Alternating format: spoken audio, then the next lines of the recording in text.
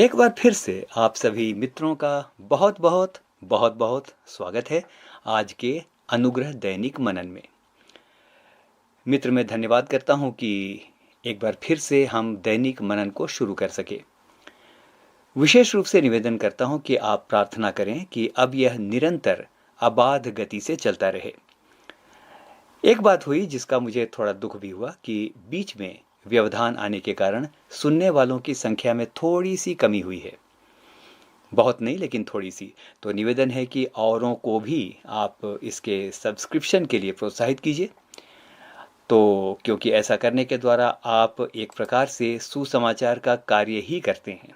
एक प्रकार से आप बहुत लोगों के जीवन के अंदर इन संदेशों को बांटने के द्वारा प्रेरणा का स्रोत बनते हैं उनके लिए। तो आइए ना एक अच्छे काम को शुरू करें। So encourage others to listen to these short meditations. तो मित्र, जैसा कि आप जानते हैं, इन दिनों हम आत्मा के फल के 9 गुणों पर चर्चा कर रहे हैं।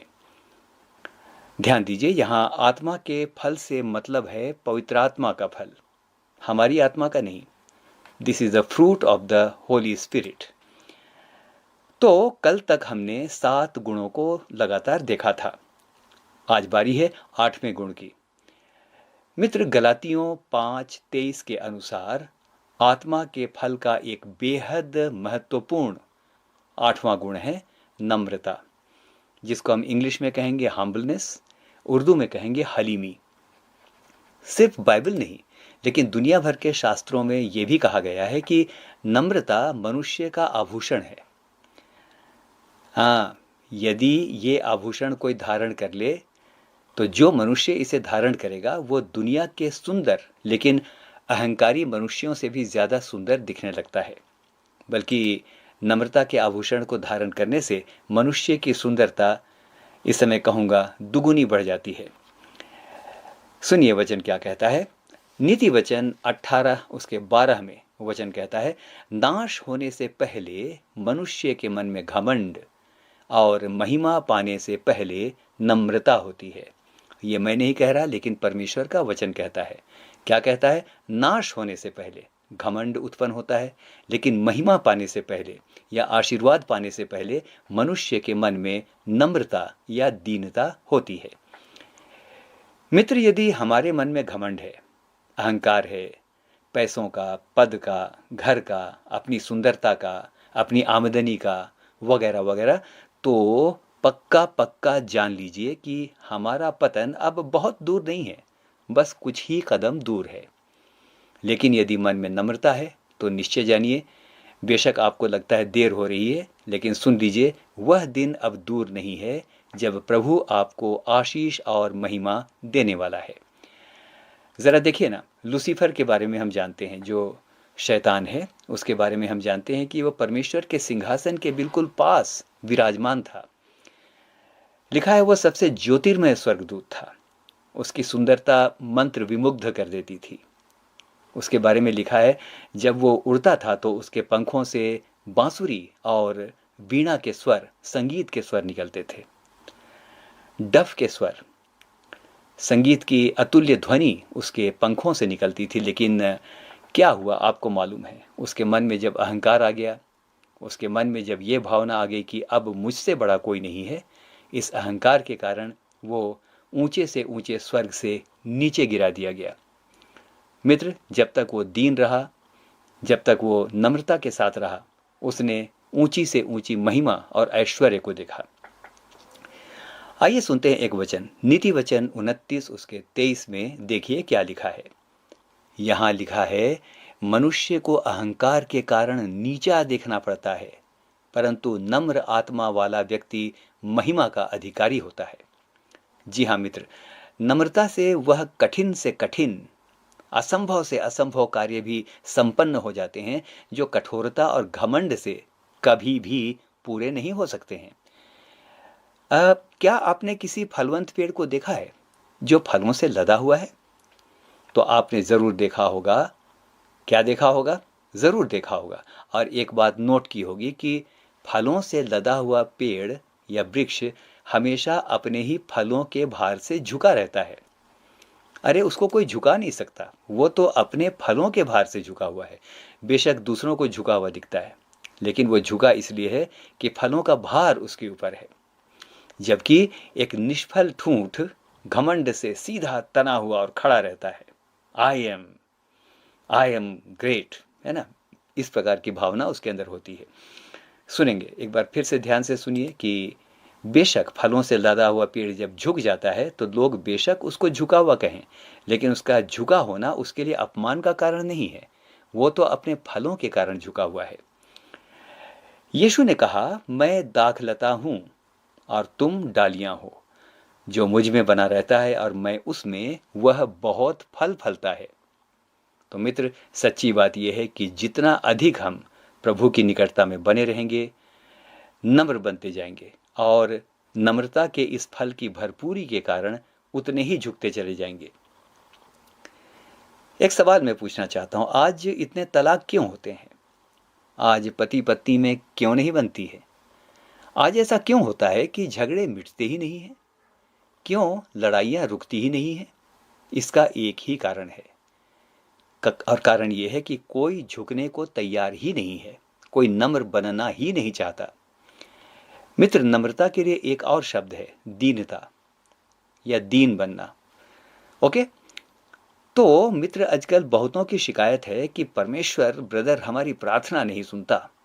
हम कितनी भी प्रार्थना कर लें, उपवास रख लें, नाक रगड़ लें, 10 लोगों से, बड़े बड़े प्रचारकों से प्रार्थना करवा लें, मेल के थ्रू, सोशल मीडिया पर बहुत बड़े बड़े सेवकों को रिक्वेस्ट भेज दें कि हमारे लिए प्रार्थना कीजिए, लेकिन हमारी कोई सुनवाई ही नहीं होती।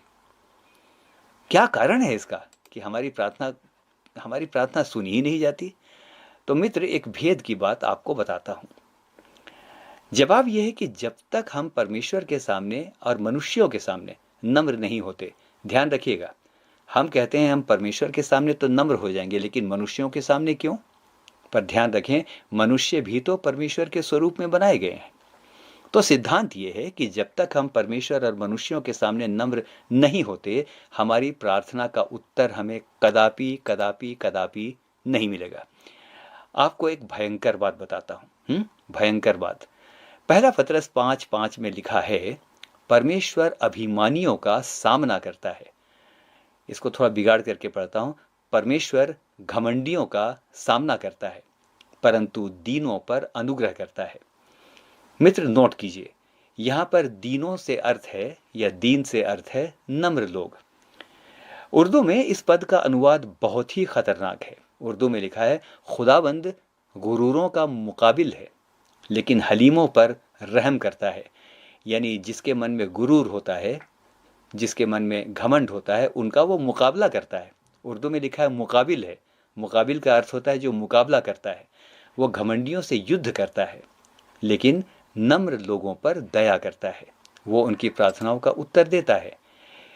मित्र, जरा सोचिए, मनुष्य मुकाबला करे तो फिर भी येन केन प्रकारेण मुकाबला किया जा सकता है, लेकिन यदि परमेश्वर ही हमारे घमंड के कारण मुकाबला करने पर उतर आए तो क्या हाल होगा? इसलिए मित्र, यदि चाहते हैं कि परमेश्वर हमसे युद्ध ना करे, तो आइए नम्रता को धारण करें, जो आत्मा के फल का 8वां सबसे महत्वपूर्ण सद्गुण है। आगे चलते हैं मित्रों।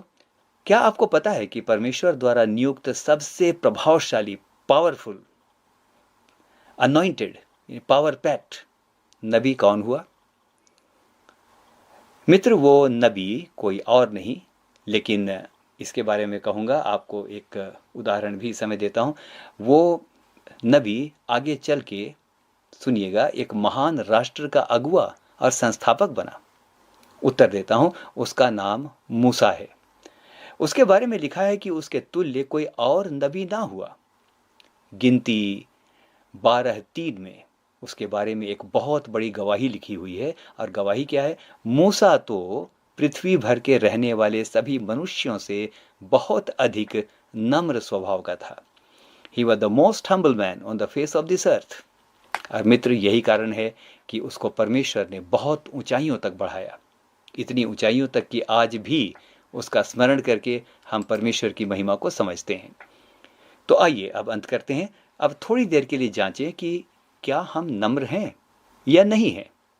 तो कुछ लक्षण, यदि छोटी छोटी बातों में भी हमें बहुत क्रोध आता है, हमारा खून खौलने लगता है और हम मुंह फाड़कर कुछ भी सुनाने के लिए उबल पड़ते हैं, तो सुन लीजिए, हम में नम्रता नहीं है। यदि हम किसी भी कीमत पर किसी के सामने उन बातों के लिए भी झुकना नहीं चाहते जिससे सबका भला होता है, झगड़े समाप्त हो सकते हैं। यदि हम अपनी ही हठ में अड़े रहना चाहते हैं तो हम में नम्रता नहीं है। यदि हम में अपनी प्रशंसा करने और दिखावे का शौक है कि देखो मैं कितना महान हूं, तो हमारे अंदर नम्रता नहीं है। मित्र, याद रखिए, यदि फलों से लदे हुए पेड़, अभी हमने चर्चा सुनी थी, यदि फलों से लदे हुए पेड़ पर ही लोग पत्थर मारते और उसकी डालियों को फल पाने के लिए तोड़ देते हैं, तो यह उस पेड़ की महानता को दिखाता है, अपमान को नहीं। ठूंठ को भला कौन पूछेगा या कौन उसे मारेगा भी। ध्यान दीजिए, अहंकारी मनुष्य अपनी प्रशंसा और मिथ्या की बातों को गिनता रहता है और दांत पीस पीस कर कुढ़ता भी रहता है, लेकिन नम्र मनुष्य आनंद से अपनी उन सारी आशीषों को गिनता रहता है जो प्रभु उसे प्रतिदिन प्रचुरता से देता है। तो नम्रता पवित्र आत्मा के फल का एक बेहद महत्वपूर्ण गुण है, क्योंकि उसके बिना हमारा आत्मिक और सामाजिक दोनों जीवन शून्य है। हमें से हर एक को परमेश्वर बहुतायत के साथ आशीष दे। आमीन और फिर से आमीन।